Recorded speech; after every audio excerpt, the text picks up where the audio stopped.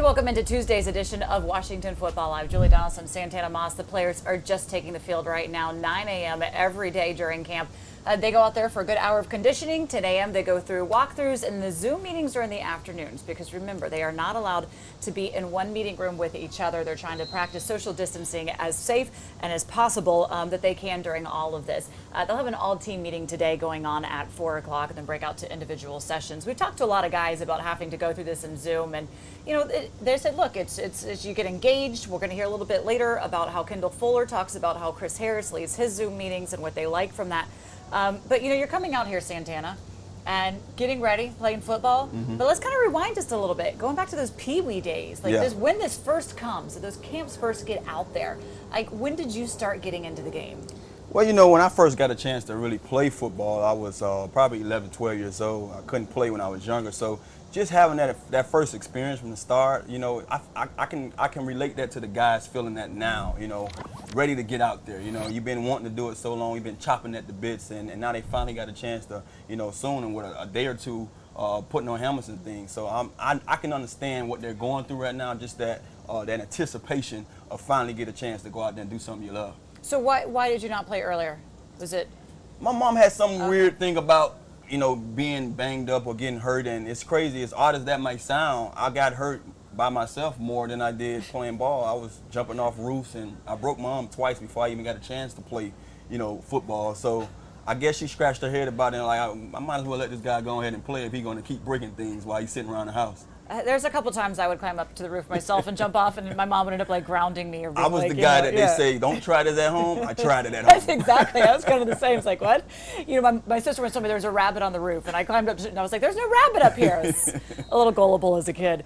You know, it is a concern for a lot of parents on when should you put your kids into Pee-wee, when should they start playing, when should they get into tackle, and of course they have all these programs now of heads up first to make sure that you do understand the right way, the safe way to get your kids involved before they could potentially get out to this level where, you know, you do go full speed. Chase Young's mom said that when he was playing football like 5 years old, like parents would get ticked off because he's going out there full blown tackling at 5 years old. You know, I guess you knew what his destiny was going to be.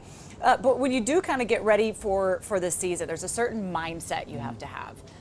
Chase Young, obviously, since he was 5 years old, really kind of had that getting ready, getting out here to go. We've talked to a lot of guys about just kind of coming back to the game a little bit. What is the mindset for you when camp is getting going? I mean, it varies. You know, you have young guys, you have guys that's not so young but still considered young, and then you have those veterans.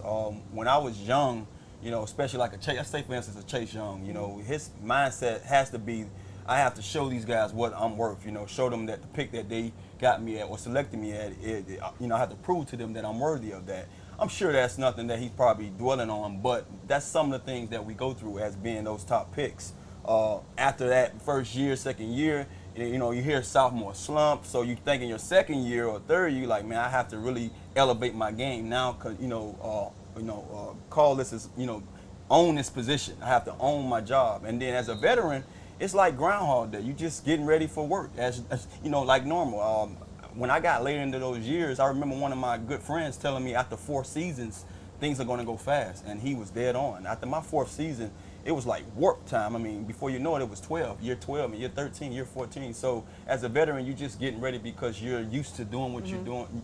You're used to doing what you've been doing for so long. It's like second nature to you. You know, for the vets, I'd imagine they kind of understand how to have that balance, just the demands of what camp is going to be, how they have to take care of their bodies, and how when they are away from the game, what you have to do to kind of relax and kind of ease yourself. What are some of the things that you kind of did? Because these days are long, they're grinding, it's hot out there.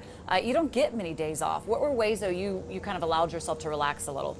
You know, I left work at work.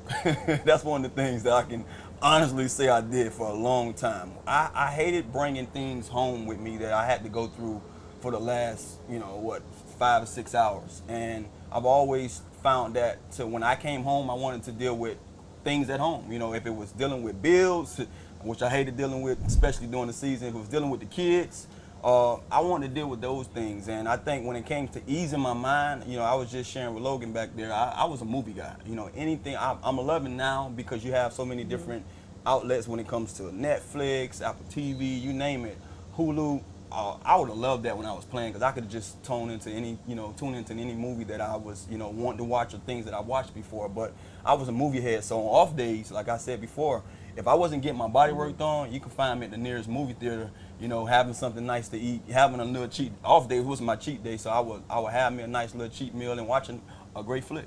You know, Logan Campbell's going to be joining us a little bit later. She's the third member of our team in these shows. She's going to be talking a little bit about some of the hobbies guys picked up during Corona because you're at home. It's a little bit different this season because those meetings are at home. Everything is at home. You can't just go out to the movie theater, but you have Netflix. You have, you know, all those extra ways where you can get the television shows and binge on them.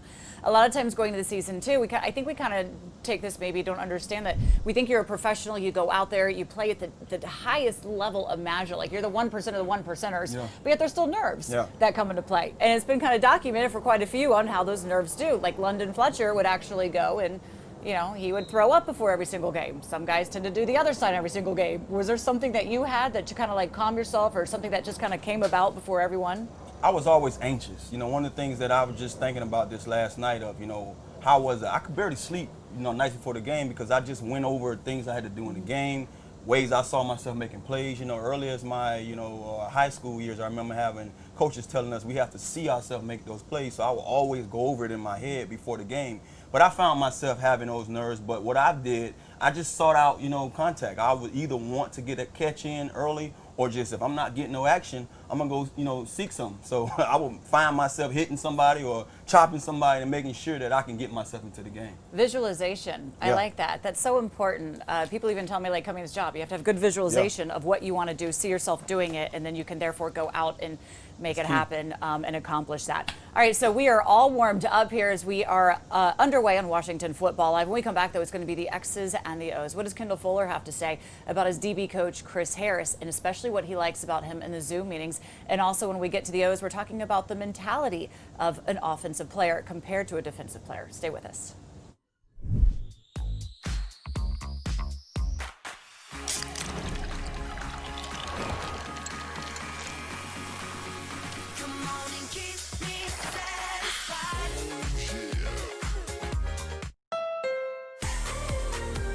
This summer, get back in the driver's seat.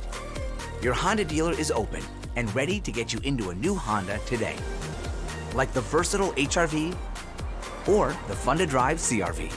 Visit the Honda Summer Clearance Event and get a great deal from Honda, KBB.com's 2020 Best Value Brand.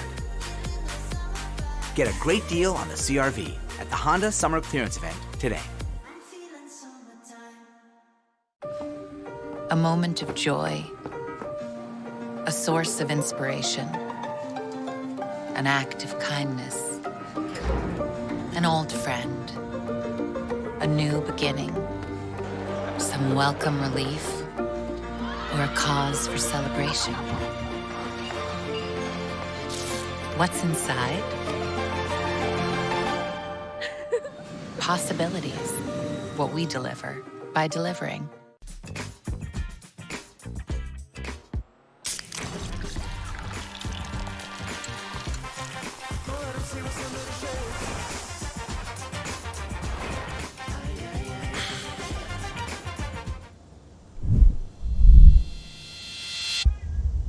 All right, we are back on Washington Football Live, and it's time for the X's presented by Pepsi. Each day we're talking a bit about the defense and then the offense, going defense. Now, Kendall Fuller comes back to Washington. Look, they got him traded in that whole Alex Smith thing. He didn't want to leave, and when he left, he was told that they would be bringing him back. Sure enough, they made good on that.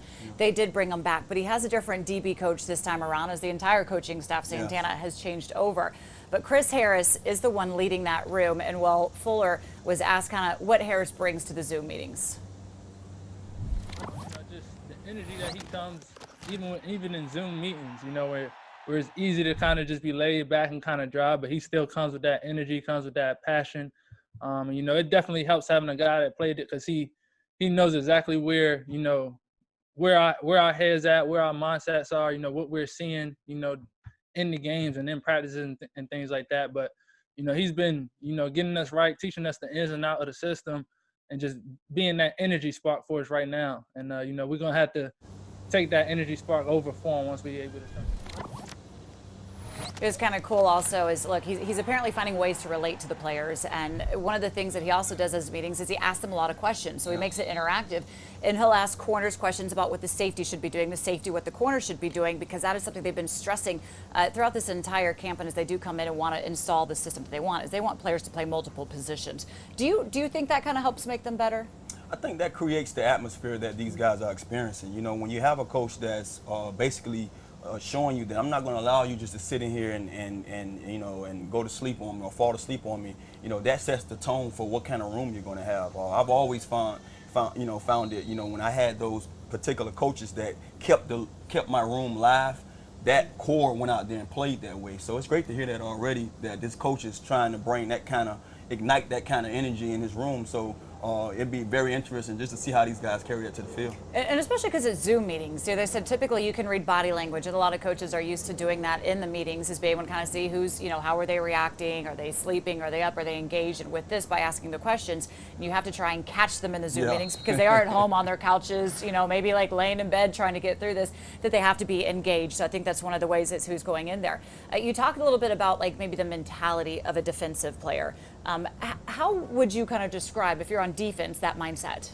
Well, that mindset, you have to be one of those guys that run through a brick wall, you know, and whatever mentality that consists of, then I don't know. A little crazy? You have to be wired a little different. But, you know, I found most of the defensive guys that I played with, they had one of those mentalities where, you know, it didn't really matter what you did. You know, they still was the guy, you know, and you have to have that kind of mindset. I mean, most of the best guys that play and play at an elite level in that positions or any position on the defensive side, they was a guy that it didn't matter who they was faced up against, whether he was legendary or he was one of the guys that just, you know, on the team, they made sure that they had to go out there and show you up. You know, the linebackers tend to have like a lot of the leaders on the team. You talk about Ray Lewis, you talk about London Fletchers. Now, especially if you're that middle linebacker, well, look, you're in the middle of the field. You're reading the defense. You're giving the signals back. You're the vocal person. But is that typically do you typically find, I guess, that the linebacking core has the natural leaders? Is it because of position, or is it really just kind of personality and really whoever kind of steps up? It varies. I think some guys that play the position are forced into just being leaders because I'm a linebacker or I'm a middle linebacker. I have to be that leader. But then some guys are just born with it. You know, one of the great things about having a guy like a Ray Lewis and a London Fletcher, you know, both of those guys was great communicators. You know, they're not just going to lead you to the lake. They're going to lead you there and show you how to fish. You know what I mean? And that's some of the things that I saw week in and week out with London. He was a guy that he's directing everything. He's telling the guys, I got A gap, you got B, get up there. And before you know it, blink of an eye, he's in the backfield showing you what he was just, you know, orchestrating and letting you know how to get there. So time and time again, when you sit back and watch those are the guys are that you eager to follow. You eager to go out there and say, I want to be on the same level as him because he's showing me how to make things happen. And that's why those guys are awarded what they are awarded. Well, you have Ray Lewis thus far. He's in the Hall of Fame, and I'm pretty sure it's knock on some wood. You know, they should be called a London name pretty soon. Yeah, London, by the way, is going to be joining us throughout the season, so we'll try and get him on a couple of shows. Maybe this week we'll get to have a nice chat with him as he comes back as well. You do talk about some of the qualities of the great leaders. You know, you talk about the linebacker position as well, but what are the qualities you really want? Well, you want a guy, first, like I just said before, who's a great communicator. And then you want a guy that's going to be tough. You know, he's a guy that at all times, regardless of what situation that he's thrust in, he's going to show you that toughness and be able to overcome some of the things that's put upon you. You know, every night or every day is not going to be a great day. So you have to have that amnesia at times. You have to put that behind you and say, let's move forward. Let's not dwell on the past. And with all that being said and done, you have to have a guy that knows everything. That linebacker position, it's the quarterback on the defensive side. You have to know the guys in the back end. You have to know the guys up front. And then when things are not going right, you have to bring them in and say, let's reset. Let's push this button, let's get over this thing, and let's reset. And I found that every guy who I played with that had that kind of potential and had those qualities had great years and had great careers. I know, because Ron Rivera, again, wants everybody to learn multiple positions, that they've taken turns with the linebacking core of each guy playing different positions of, you know, the middle, the strong, the weak, or whatever. But when they get someone in there, they're saying, like, you know, like a Sean Dion Hamilton, he's kind of a really soft-spoken guy. Yeah. And Thomas Davis Sr. is like, wait a second, we got to redo this huddle. Nobody could hear you, Sean. Like, you got to speak up, you got to command it, you got to have that authority. He goes, because that's what it's going to be.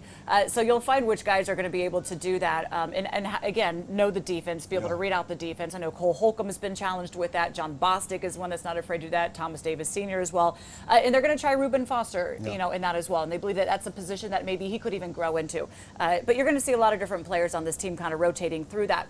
When it does come to picking a position, though, you know, coach can sit there and stress and say, I want you to play multiple positions. Now, in high school, you kind of have to. Yeah. And typically, guys are on both sides of the ball as well. How is it that you kind of narrow and find your way into what you end up playing? Well, when you're younger, you get a chance to do that. You experience with so many things. One of the things I found, you know, in order for you to play football, I think when you're young, you have to know different positions. You have to be able to just do a lot of different things, both sides of the ball. I love that. My high school, when I got a chance to play high school, I picked one because I understood there wasn't no two ways that we can play. I mean, if you play special teams, yeah, that's something different, but you wasn't going to play offense and defense. But I found myself wanting to score touchdowns than, you know, get banged up on the defensive side. But I think when it comes to the pro level, once these guys find their niche and once the coaches see it, then you just have to own that position. You have to own up to what they see you best fit at. And most of the time, the player doesn't always get the chance to pick his position. It's what's best for the team. And that's why you find some of these guys that come in, some of them may be quarterbacks, and they say, hey, if you're athletic enough, let's put you out here as a wide receiver or put you as a fullback or a tight end. Or maybe you might be a lineman or something like that. And then coaches, like I played with a guy that started at linebacker, played D-line, played fullback, played every position on both sides. But it's about what's best for the team. Yeah, I was talking with some young players just the other day, probably what I said, 8th graders or so, and I was asking them, I said, how is it you find the position you like? And it went right back to exactly what you had told us a couple days ago in playing DB and playing wide receiver. None of them liked getting hit. Yeah. Not a single one said, we don't want to get hit, so they just want to run the ball. Or one actually said, I want to be corner, but I want to be on the outside so I can just run them out of bounds and use that line to, you know, kind of help them out a little bit. I mean, look, getting hit, you have to be aggressive. I think that's why you said the DBs, they have a little bit of crazy in them, and we say that in the most endearing way because they're not afraid to go out there, be physical, be aggressive. But you also talk, there's plenty of players that switched over. I mean, Brian Mitchell, quite familiar to this area, he played quarterback in high school, and then he becomes a special team great and running back great, you know? It's all about what fits you, you know what I mean? You know, we can talk about not wanting to be hit. Trust me, I will assure you that if you don't want to be hit, you might not play football for that long.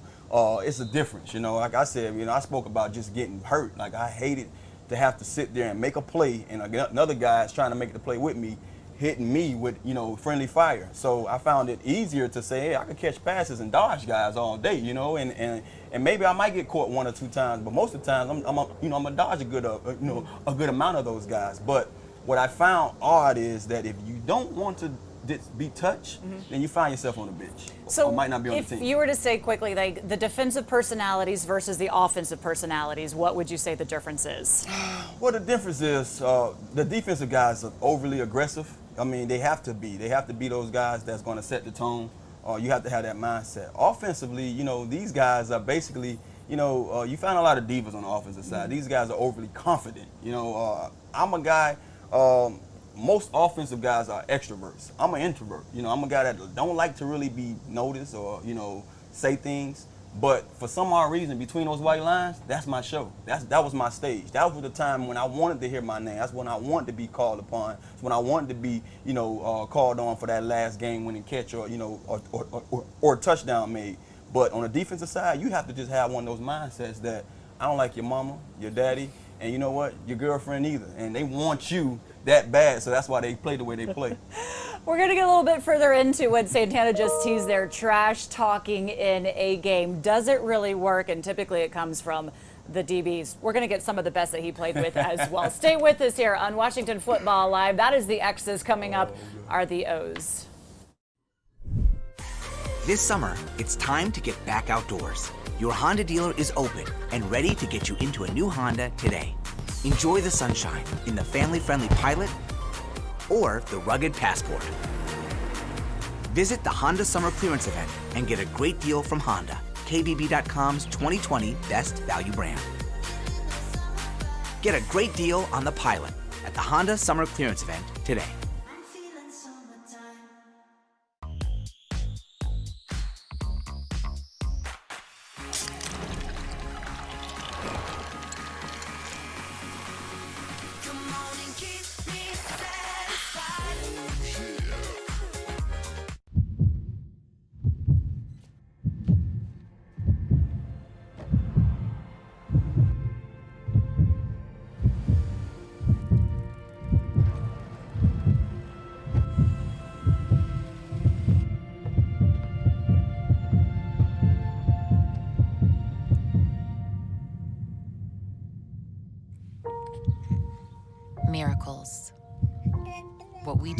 by delivering.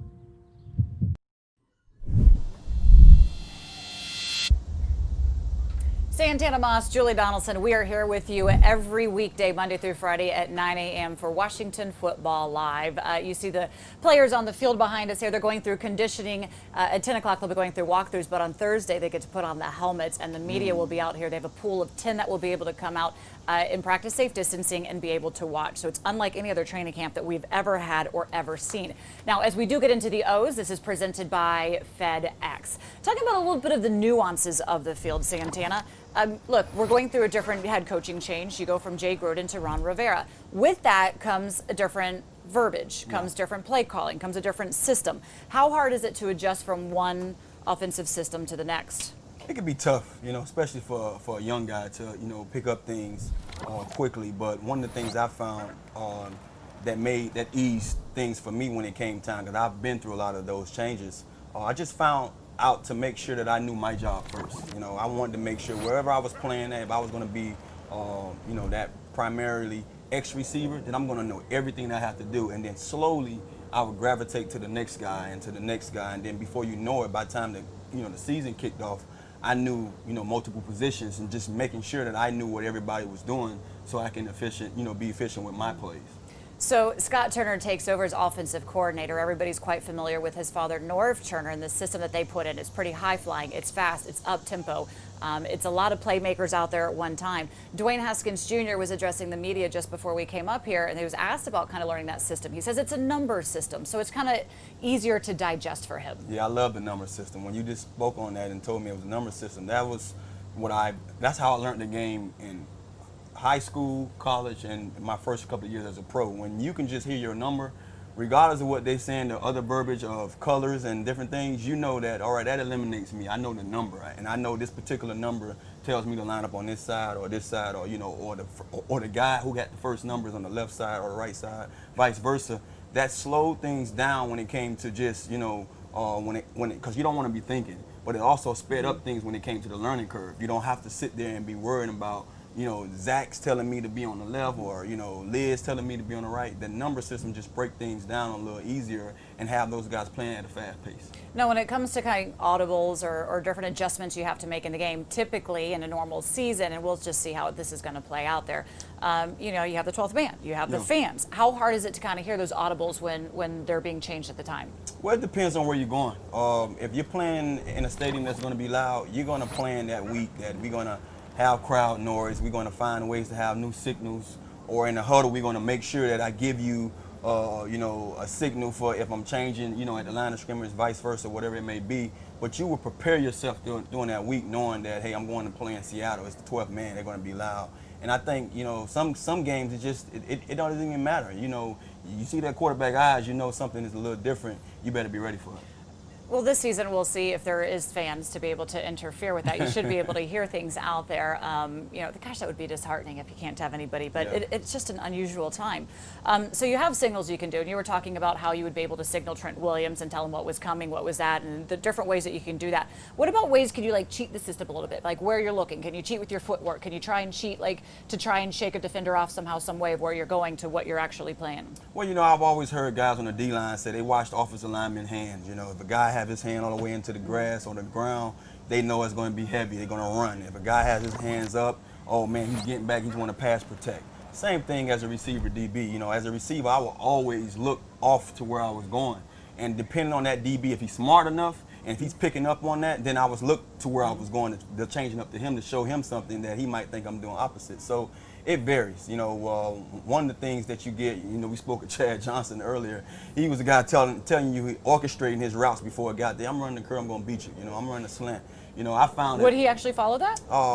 Who? Him? Yeah. Oh, yes, he would do it every time. So he'd flat out tell you.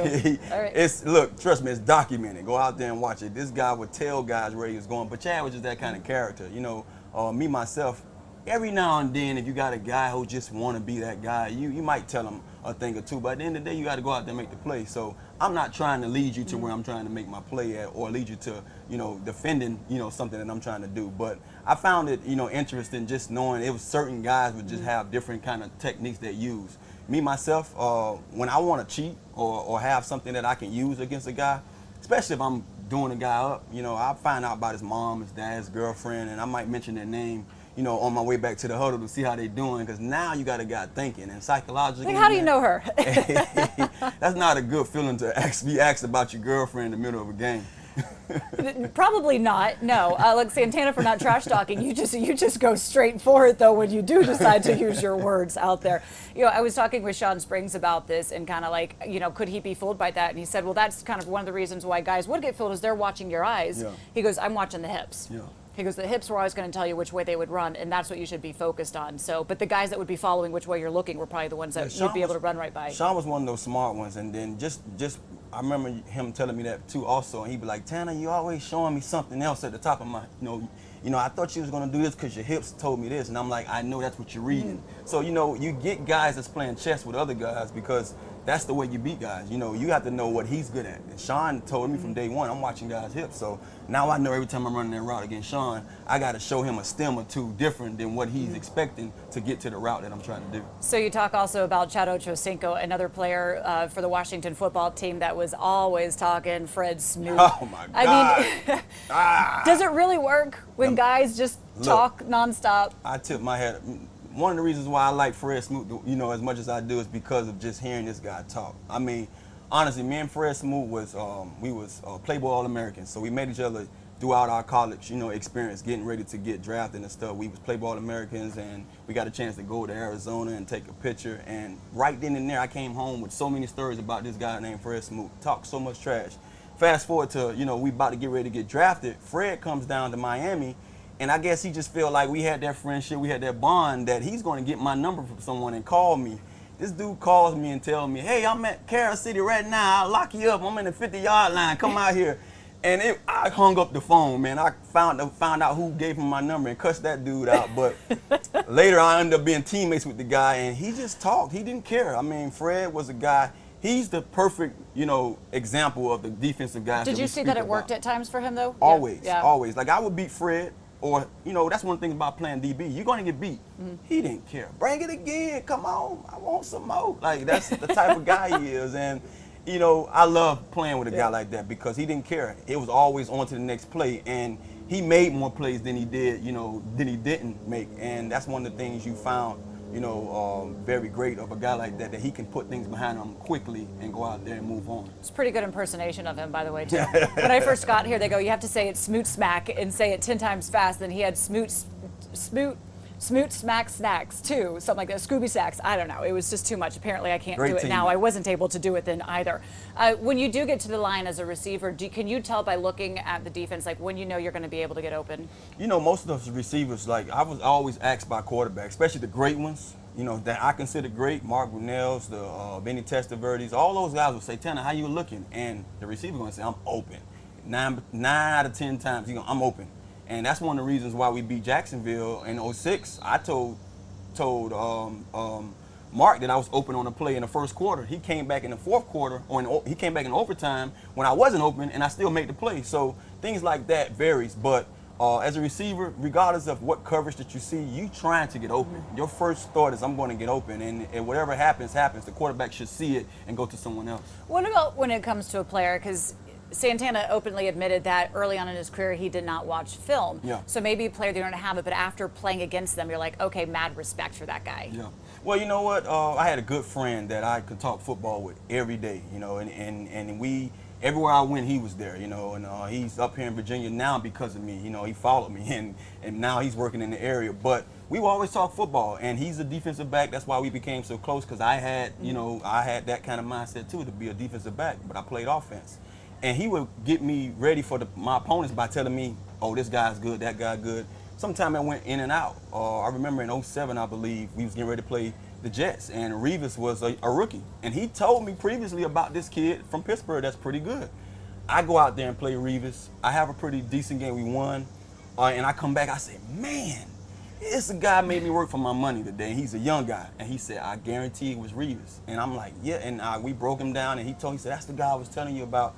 Trust me, it was so great. I mean, I love to sit on my couch and just hear folks, you know, rant and rave about Revis Island, because I had a chance to see it early in his career, and I knew he was going to be that guy. So you definitely gain respect from guys once you go out there and play them. And regardless if you have a good outing or not, if those guys showed you a thing or two, you're going to definitely come back and talk about it. I covered the Jets. I remember Revis Island. Yeah, that dude, I think man. I missed you though when you were there. I got you now though. Yeah. All right, so it's time now. We're going to play a little rapid fire real quickly. I'm going to name these off. You give me, just give me the answer. Yeah. Talk smack or let the game speak for itself. I'm all about show. You know, I let my game speak for itself. All right. Well, now if you get me there, then I'm going to have to say a thing or two. All right, gloves or no gloves? Love the gloves. You know, All right. these tiny hands, people always like, man, why your hands so small? But I say, hey, you know. Gloves just with the some thing. stickum on it. The gloves gave me a chance to really catch the ball. And then they didn't beat my hands up so much. You see all these fingers, cricket. Mouthpiece, no mouthpiece. Need my mouthpiece at all times. I like to bang a little bit. Visor, no visor. No visor. Dome or outdoor? Indoor. I love the dome. Hot and muggy or wet and rainy? Oh, hot and muggy all day. I hate wet games. I'm a receiver. I can't catch in. I mean, you have to, but I hate catching wet balls. Home game, road game? It varies. I had some places where I like to call home that was away from home, so it varies. Burgundy jersey or the white jersey? Depends on what the pants was for me. Always the pants. It was more of I like the dark tone pants. I can wear any top. You know, I can wear any thing on the top. Monday night football or Thursday night football? Thursday night, cuts my week off. I can go home to Miami on Friday, you know. Monday night, It's all about the weekend. Monday night took forever to get here, so Thursday night, always. Friday night lights of high school football or Saturday college football? Saturday college football was something special. I didn't know until I experienced it. I love getting up on Saturday mornings. It was just something about the air. All right, I'm with you on that one. High school is pretty fun too. Yeah. When we come back here on Washington Football Live, Logan Campbell is going to join us with the scouting report. We're going to talk about some of the hobbies the guys picked up in the offseason, who went to Carpentry, and who opened a clothing line. Stay with us. A moment of joy, a source of inspiration, an act of kindness, an old friend, a new beginning, some welcome relief, or a cause for celebration. What's inside? Possibilities. What we deliver by delivering. This summer, get back in the driver's seat. Your Honda dealer is open and ready to get you into a new Honda today.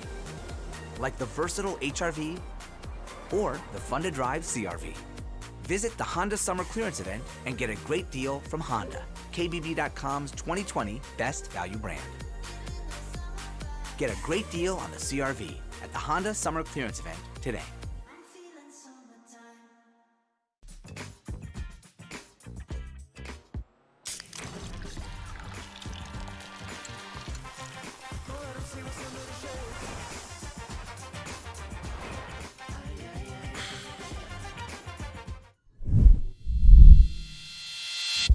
It is time for the scouting report and for Logan Campbell to join us on the show. Logan, happy Tuesday to you. You're talking a little bit about hobbies because during quarantine, everybody had way too much time on their hands this spring. Happy Tuesday, Julie. And yeah, like all of us, all the Washington football players found themselves with more free time than they've ever had before.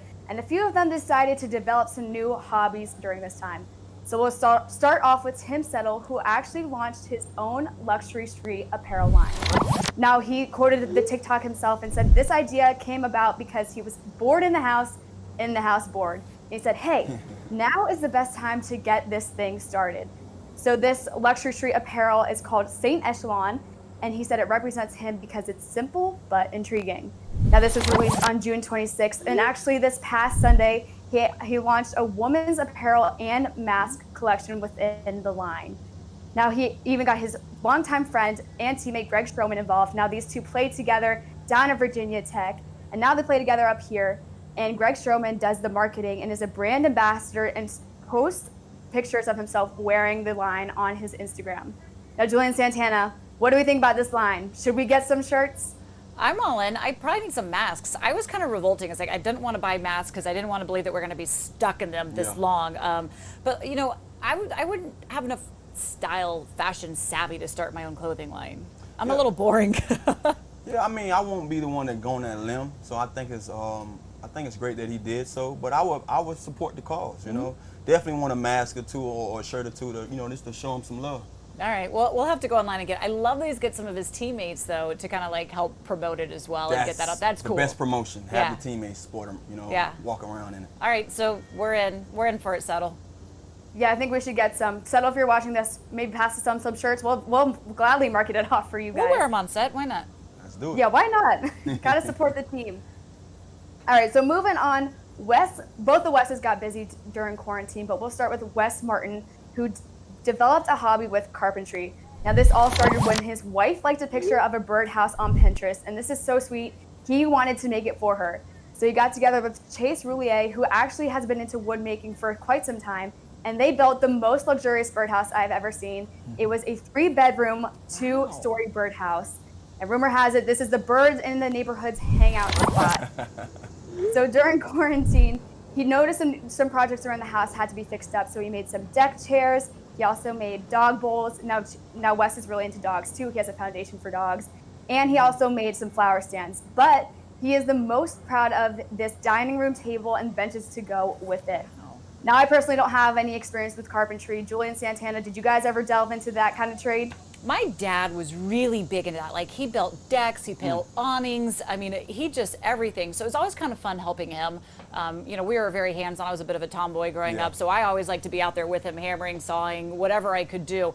But I wouldn't be able to do it on my own. That's Me for either. sure. I have relatives that can do so, but the only thing I ever built something in wood shop, and I think I left it in class because it wasn't, it didn't come out the way it's supposed to. Yeah, and I have a very artistic family as well. For some reason, it just kind of skipped over me and got to everybody else in the family, but I'm a good assistant for all of that. Cool stuff. All right. Well, maybe Chase and Wes can teach us some stuff here and there. But Wes Schweitzer took extreme home workouts to a brand new level. Now, I know I found myself doing the same home workouts all the time, and I actually got really bored of them. But Wes made up his own workouts. He scaled up the house, first of all, which I don't even think I could even attempt to do that because I know I'd hurt myself. He raced his dogs. He did breakdancing. He even lifted up 100-pound rocks. Now, I can barely even lift up like a big rock myself. But he actually has a whole section on Instagram dedicated to his home workouts. It's called Home Movement. So if you're ever feeling a little bored at home and you want to switch things up with your workouts, go ahead and check it out and follow along and see what he's up to. Julian Santana, what is the craziest workout you guys have ever done? Craziest workout. Well, I wasn't moving rocks. I always wanted to flip tires. That kind of seemed fun to me. Yeah, it's fun. I've done it before. This quarantine thing had us doing so many things at home, and I found it, you know, great to just bond with your family a little bit. You know, my kids had needed that time with me, and I got a chance to really, you know, put them to work. And I know they probably hated it for a few months that I kept it going, but it was great bonding and just being out there. And at the same time, you're all getting in shape, you know, or keeping or staying in shape. So I'm grateful for the time that I got a chance to spend with the family during quarantine. I saw a lot of videos you posted with your kids running sprints, doing footwork and all of that, but I saw you just posting it. I know I was talking with Pep Hamilton, who was the DC Defenders coach. It was also one of your coaches. He said during quarantine, you know, you had to teach the kids. You teach in school. And so he said, I'm finding myself being a teacher. I said, what are you teaching? He goes, PE. I said, got the kids out there working. Get them out of bed. Fair enough. All right, Logan, what's next? So next we have Jonathan Allen, who is really into gaming. Now, this isn't a new hobby. He's been really into it since he was 5. And it all started with football video games, but now his new favorite are shooter games. But during quarantine, he decided to Twitch live stream his game. So for those of you at home that don't know what Twitch is, that's a website where you can watch people play video games and follow along with them. But he would Twitch live stream his Rainbow Six Siege game, which is his favorite game. But during this time, Jonathan Allen developed this huge love and passion for video games, and he knows after football, this is what he wants his career to be. He wants to be the Michael Strahan of video games. He even got a stake in next generation esports. Julian Santana, I gotta know, what did you guys do during quarantine? I didn't play video games. I worked. I didn't play video games, but I can assure you I did a lot of fussing late night, finding out that my 11-year-old is up at 4 o'clock in the morning cursing at the damn TV screen. So trust me, my kids are they definitely into that. I mean, Jonathan probably could show them a thing or two. All right, Logan, thank you so much. It's kind of fun to see how people spent quarantine. I enjoyed watching it, how creative they got in their workouts, because you had to. But guess what? Now the guys are here. We've got a whole bunch of tents set up for them to get their workouts in and spread it out. So Logan Campbell, thanks for joining us. When we come back, we're going to tell you what you can see and get in store later today on our happy hour show.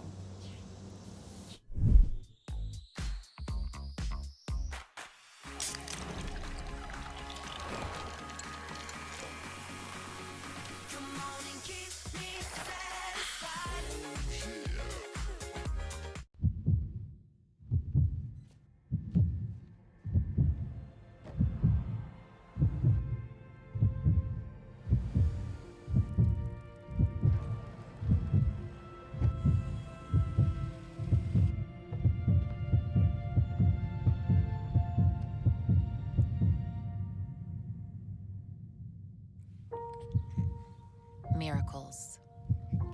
What we deliver by delivering. This summer, it's time to get back outdoors. Your Honda dealer is open and ready to get you into a new Honda today. Enjoy the sunshine in the family-friendly Pilot or the rugged Passport. Visit the Honda Summer Clearance Event and get a great deal from Honda, KBB.com's 2020 Best Value Brand. Get a great deal on the Pilot at the Honda Summer Clearance Event today. Today, you can log on and hear Ryan Kerrigan talking at 11:15. Tress Way is going to be joining me in our happy hour show. That comes up at 2:30 every weekday, Monday through Friday. Dwayne Haskins Jr. is already posted as he talked before we came out here today. We do appreciate you joining us each and every day on our Washington Football Live show. Julie Donaldson, Santana Moss, Logan Campbell joined us. We appreciate you weighing in, showing your comments, because we want you to be a part of the show. We'll be back here again tomorrow.